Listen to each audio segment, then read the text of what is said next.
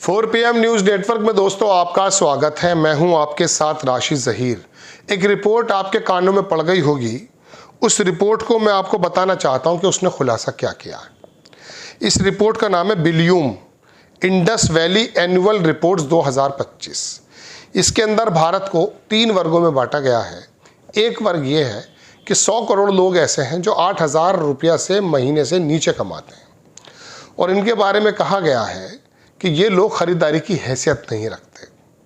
दुनिया पर जो हम राज करते हैं वो अपनी मार्केट की वजह से करते हैं।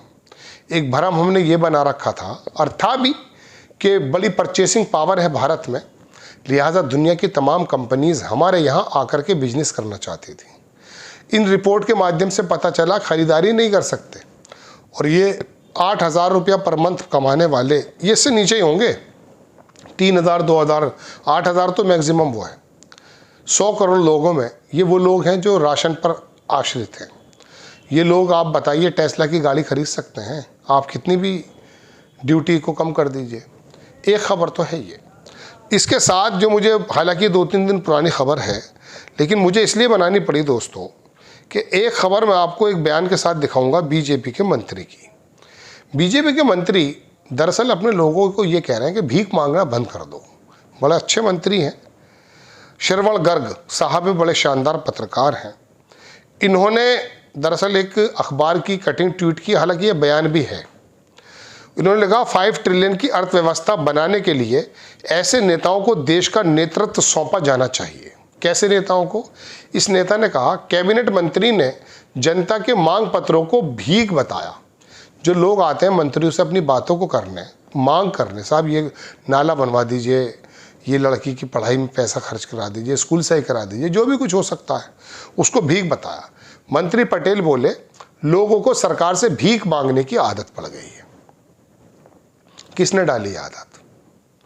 विनोद दुआ बहुत शानदार पत्रकार हुआ करते थे, स्वर्गवासी हो गए।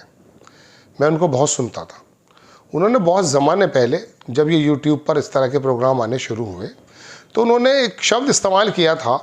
वो शब्द एग्जैक्टली तो मुझे याद नहीं है, लेकिन शायद यूबीआई बोला था, यूनियन बेसिक इनकम, ऐसे करके कुछ बोला था। उन्होंने कहा था कि सरकार ने अब दरअसल नया काम ये करना शुरू करने वाली है कि वो लोगों को कुछ पैसा देगी। ये एक रिश्वत है उनके लिए, कि ताकि आप उनको वोट दें, और वो उनके ऊपर डिपेंड हो जाएंगे। और वो ये आटा इस प्रकार का फ्री देना, 2,000 रुपये पर मंथ देना, महिलाओं को देना, किसानों को साल में 3 बार दे देना 2-2 हज़ार रुपया, जो भी वो देते हैं। उधर शिंदे ने भी बहनों योजना और शिवराज ने भी योजना, ये सारी योजनाएं तो इसी प्रदेश के जो मंत्री हैं प्रहलाद पटेल मध्य प्रदेश के, वो कह रहे हैं कि भिखारी बन गए आप लोग, आप भिखारी बन गए। 100 करोड़ लोग, 80 करोड़ उसमें से लाइन में हैं, तो वो भिखारी हैं। खबर देखें, ये तस्वीर भी है। इन्होंने क्या कहा? इन्होंने कहा, प्रदेश के पंचायत ग्रामीण विकास मंत्री प्रहलाद पटेल ने शनिवार को जनता के मांग पत्रों को ही भीख करार दे दिया। उन्होंने कहा, अब तो सरकार से भीख मांगने की आदत लोगों को पड़ गई। नेता आते हैं, एक टोकरी तो कागज़ मिलते, एक टोकरी कागज़ मिलते हैं, उनको मंच पर माला पहनाएंगे, एक पत्र पकड़ा देंगे। ये अच्छी आदत नहीं है। लेने की बजाय देने का मानस बनाएं। क्या बात है साहब। मैं दावे से कहता हूं कि आप सुखी होंगे और एक संस्कारवान समाज को खड़ा करेंगे।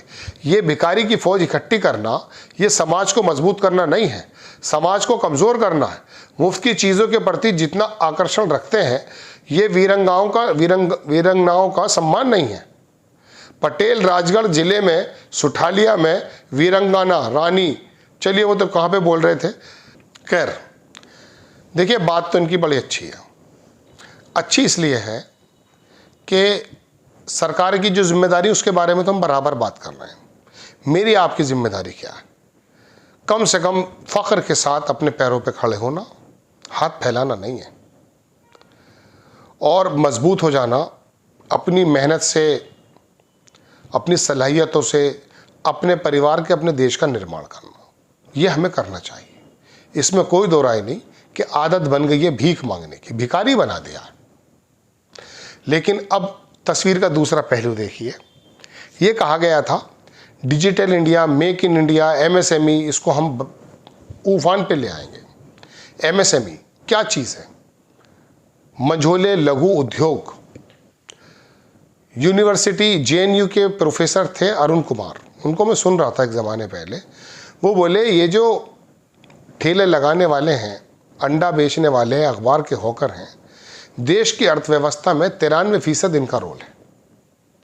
यानी कि ये जो छोटे छोटे उद्योग लगे हुए हैं जिनको आप कोई भी सहायता नहीं दे रहे हैं, वॉलमार्ट और बड़े बड़े बिजनेसमैन को आप भरपूर रिबेट्स दे रहे हैं, उन लोगों को तो कोरोना के दौरान भी उन्होंने कहा कि आप सिर्फ हमारा ब्याज ख़त्म कर दीजिए। आपने कहा नहीं, 20 लाख करोड़ रुपए का बजट दे रहा हूँ, उसके अंदर से आप लोन लीजिए। वो कह रहे लोन हम उससे पुराना नहीं चुकाया जा रहा है। ये एमएसएमई के लोगों ने कहा, लेकिन मोदी जी नहीं माने, उनका ब्याज माफ़ नहीं हुआ। तो वो छोटे छोटे कारखाने जिसमें 20, 50, 100, 10, 15 लोग काम करते हैं, वो छोटी छोटी सी चीज़ें बनाते हैं, प्लास्टिक की, नमकीन की, जो घरेलू काम में आती हैं, वो थोड़ी सी प्रदूषण के खिलाफ हो सकती हैं, इसमें कोई दो राय नहीं, चूँकि उनके पास संसाधन नहीं है। लेकिन वहाँ से वो उनकी चिमनियों से जब धुआं उगलता है तो पैसा आता है। वो जो 5,000 का, 7,000 का मजदूर 10,000 का, 15,000 का करने वाला है, जब वो पैसे लेके मार्केट में आता है तो वो इसी तरह की चीज़ें खरीदता है परिवार के लिए। वॉलमार्ट नहीं जाता है वो जब वहाँ जाकर के ख़रीदारी करता है तो उस छोटी मार्केट के अंदर बूम आ जाता है। जब बूम आ जाता है तो यही छोटे छोटे दुकानदार उन्हीं लघु उद्योगों से ये कहते हैं कि साहब हमें दे दीजिए, यानी कि डिमांड बढ़ जाती है, सप्लाई चेन स्ट्रांग हो जाती है। वहाँ वो बढ़ेंगे, वो बनाएंगे, उन्हें और ज़्यादा मजदूरों की ज़रूरत पड़ेगी, काम करने वालों की ज़रूरत पड़ेगी, वो पैसा देंगे। इसी तरह से ये साइकिल घूमती है। 7,500 रुपये जो पसंद नहीं आए थे राहुल गांधी ने, जो इस 2019 में कहा था, तो उन्होंने कहा था कि एक आदमी के हाथ में अगर आप 7,500 रुपये महीना दे देंगे तो वो जाएगा मार्केट, वहाँ पर बूम आ जाएगा मार्केट में। एक जगह है महाराष्ट्र में भिवंडी, वहाँ मैन्युफैक्चरिंग का काम होता है, कमीज़ का, शर्ट मैन्युफैक्चरिंग, मैनचेस्टर कहते हैं उस भारत का। वहाँ 15-15 दिन में 2 मरतबा तनख्वाहें बढ़ती हैं। एक 10 तारीख में बढ़ती है, एक बढ़ती है 25 तारीख में। 15-15 दिन वो काम करते हैं मजदूर। वह 20 लाख रूमों से ज़्यादा लगी हुई हैं। देश की 90-95% शर्टिंग वहीं बनती है। जब 10 तारीख होती है तो भिवंडी के शहर के अंदर जो मार्केट हैं वहाँ बाहर आ जाती है, 25 में बाहर आ जाती है और वहाँ कारोबार फूलता है। जानते हैं क्यों? वजह यह कि आम आदमी के हाथ में पैसा आया और उसने आकर के मार्केट से ख़रीदारी की और वो लघु उद्योग चमक जाते हैं। समझ गए आप मेरी बात? तो 7,500 रुपया राहुल गांधी इसीलिए देने को कह रहे थे कि आप दे दीजिए, दे देंगे, किसी तरह से इंतज़ाम हो जाएगा उन लोगों को जो ज़रूरतमंद हैं, ये भीख के कटोरे ना दें। या फिर आप डिजिटल इंडिया करें, मेक इन इंडिया करें, उन लघु उद्योगों के अंदर ऐसे मानक बनाएं, उन्हें आप ऊपर कर दें। ये भी आप नहीं करेंगे। आप वॉलमार्ट को मजबूत करेंगे, आप बाहर के आने वाली टेस्ला को मजबूत करेंगे, आप बीएसएनएल को तबाह बर्बाद कर देंगे, जियो को आगे कर देंगे। तो ये तमाम बातें इकट्ठी हो जाती हैं कि 100 करोड़ लोग, अब मैं वो पत्रकार की ज़बानी दिखा दूं जो रिपोर्ट जिसकी मैंने शुरुआत की थी।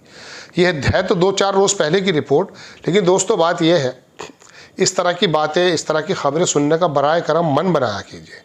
देखिए, एक पत्रकार हैं, उन्होंने लिखा है कि ब्लूम वेंचर्स की इंडस वैली रिपोर्ट, जिसकी स्क्रीनशॉट मैंने आपको दिखाया, वो अंग्रेजी में है। भारत के अंदर 3 तरह के भारत बन गए हैं। पहले भारत में 14 करोड़ लोग हैं जिनकी प्रति व्यक्ति सालाना आय 13 लाख है, 14 करोड़ लोग हैं। दूसरे 12 लाख रुपए जो अभी आपको याद होगा माफ़ किए गए थे इनकम पर, के 12 लाख जो है एग्जम्पशन में है, ऐसे 1.5 करोड़ लोग हैं देश में सिर्फ। तो 14 करोड़ लोग हैं जिनकी प्रति सालाना आय 13 लाख है। दूसरे भारत में 30 करोड़ लोग हैं जिनकी प्रति व्यक्ति सालाना आय करीब 2.62 यानी कि 2.5 लाख है। तीसरे भारत में 100 करोड़ लोग हैं जिनकी प्रति व्यक्ति सालाना आय करीब 87,417 रुपये है। अब आप अंदाज़ा कर लीजिए, 8 धाम 60, 8 दूनी 16, लगभग 8,000 से कुछ। रिपोर्ट के मुताबिक इस तीसरे भारत की 100 करोड़ की आबादी का आमदनी अफ्रीका के गरीब जैसे देशों जैसी है। इसके पास खर्च के लिए अलग से पैसा बचता ही नहीं है। 100 करोड़ लोगों के हालात ये हैं। लेकिन आप बताइए, मस्जिद के आगे शोर मचाने वाले कितने लोग हैं? मंदिरों पर घंटा बजाने वाले कितने लोग हैं? महाकुंभ में मरने वाले लोग कितने हैं? वहाँ पर 64 करोड़ लोग, आपने बता दिया कि डुबकी भी लगा ली, झूठ या सच आप जाने। आप ये बताइए, क्या बनाना चाहते हैं देश को आप? क्या करना चाहते हैं देश के साथ आप? क्या मेरा सपना नहीं है न्यूजीलैंड ऑस्ट्रेलिया की तरह मेरी छत पे भी हेलीकॉप्टर आ जाए? कब झगड़ा सुनते हैं न्यूजीलैंड ऑस्ट्रेलिया में आप? कब फिनलैंड के अंदर झगड़ा सुनते हैं, कब स्वीडन के अंदर झगड़ा सुनते हैं? हालांकि दक्षिणपंथी ताकतें वहां भी जन्म ले रही हैं। जर्मनी में AfD पार्टी है, दूसरे नंबर पे आ गई जनाबे मन। एलन मस्क ने सपोर्ट भी उसको पिछले दिनों किया था, बाद में हट गए थे। कहने का मतलब यह है कि वो एक अलग मैटर है। मैं अपने देश के अंदर मरकूज होना चाहता हूं दोस्तों कि आप ये बताइए कि आप चाहते क्या हैं, आप करना क्या चाहते हैं। ये खबरें सबसे बड़ी दिक्कत नेताओं को बताना नहीं है, उनकी चमड़ी मोटी हो गई है, लोगों का कहना है, मेरा कहना नहीं है। मैं कहना चाहता हूं आपसे, आप हैं मेरे परिवार के सदस्य, आप हैं मेरे भाई। ईमानदारी से बताता हूं मैं आपको कि अगर मेरा एक्सीडेंट हो जाता और आप खड़े होंगे सामने तो आपके मुंह से सिसकारियां निकल जाएंगी। लेकिन जब आप ये समझ लेंगे कि इसके सर पे टोपी है, इसके सर पे दाढ़ी है, मुंह पे दाढ़ी है, तो आपकी सिसकारियों में कमी क्यों आने लगी है? वजह उसकी यह है कि एक पूरे के पूरे, मैं यहाँ की भारत की बात नहीं कर रहा हूँ, 100 फिल्में हॉलीवुड में बनाई गई हैं जिसमें तय ये किया गया कि मुस्लिम को विलन बनाना गया। ये ओरिजिनल बात बता रहा हूँ, पेट की बात नहीं है। तो दोस्तों बात यह है कि जब इंटरनेशनल लेवल पे ही दुश्मन बना दिया गया, आपको रोजी रोटी से हटा दिया गया, 100 करोड़ से हटा दिया गया, महाकुंभ पे लगा दिया गया है, तो आप फिर सोचेंगे कहाँ? ये रिपोर्ट्स ये लोगों ने बनाई है। आप देखें इसमें 4 लोग हैं, इनके कहीं नाम सुने हैं आपने? मैं खोल के दिखाता हूं, मैं देख रहा था अभी, इनके कहीं नाम सुने हैं? देखिए, आप देखेंगे इस रिपोर्ट को नीचे 4 लोगों की तस्वीरें हैं। मैं तस्वीरें भी लगाऊंगा इनकी, इनको कॉन्ग्रेचुलेट करना है। साजिद पाई, करंट सेक्टर फोकस, ये बंदा है ऑथर्स। ये नाचम मई सावित्री है, अनुराग पगारिया है, ध्रुव तिराहन है। कौन लोग हैं ये कौन सी पत्रकारिता कर रहे हैं साहब? लेकिन मेरे कहने का मतलब यह है कि चूंकि आप मुझे से छोटे मोटे पत्रकारों को सुनते हैं, तो अगर मुझे मेरे हाथ इनकी खबर पड़ गई है, श्रवण गर्ग क्या शानदार पत्रकार हैं, मैं उनको सुनता हूं, इतवार के दिन उनकी खबर अगर नहीं आती तो मुझे बेचैनी होती है। उस आदमी का चिंतन मनन देखिए, वो क्या क्या बातें करता है वो शख्स उस उम्र में आकर के। वो चिंता शर्मण गर्ग की है, किसी मुरसलीन की नहीं, बता रहा हूं मैं आपको। अगर आप राशि जहीर को अलग मानते हैं, मैं नहीं हूं आपसे अलग, मैं आपका हिस्सा हूं, आप मेरे शरीर के हिस्सा हैं। लेकिन शर्मण गर्ग नाम से पता चल जाता है। आप उनकी तो बात सुनिए ना, क्या उनको भी विपक्ष ने कुछ दे दिया है? रवीश कुमार को रवीशुद्दीन पांडे कर दिया आपने। क्या वर्ग बदल, आपके अंदर भी जो है किस प्रकार का जो है मैं कह सकता हूं कि वर्गीकरण कर दिया गया। आप तो ऐसे न थे जनाब, मैं आपसे मुखातिब हूं, आपसे मेरा रोना है साहब। मैं खबर ये दे रहा था कि 100 करोड़ में आप भी हैं और मैं भी हूं, मेरा दर्द आपका साझा है। आपको खबर अगर अच्छी लगती है, बराए करम चैनल को सब्सक्राइब करें, शेयर करें। नेक्स्ट टाइम में किसी खबर के साथ हाजिर होता हूं। जय हिंद।